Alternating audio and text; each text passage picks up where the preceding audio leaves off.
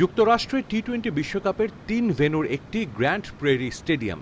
যদিও শুরুতে এটা ক্রিকেট ভেন্যু ছিল না। ২০০৮ সালে উদ্বোধন হওয়া স্টেডিয়ামটি ২০১৯ পর্যন্ত আমেরিকান প্রফেশনাল বেসবল দল টেক্সাস এয়ারহকস ব্যবহার করে। এ মাঠে ইউএসএ লিগ টুর ফুটবল দল টেক্সাস ইউনাইটেডও খেলেছে। তবে এখন এটা পুরো দস্তুর ক্রিকেট ভেন্যু। মার্কিন যুক্তরাষ্ট্র বিশ্বকাপের প্রথম ম্যাচটাও হয়েছে এ মাঠেই। ২০২০-এ মাঠটিকে লম্বা সময়ের জন্য নতুন করে লিজ নেয় যুক্তরাষ্ট্র ক্রিকেট।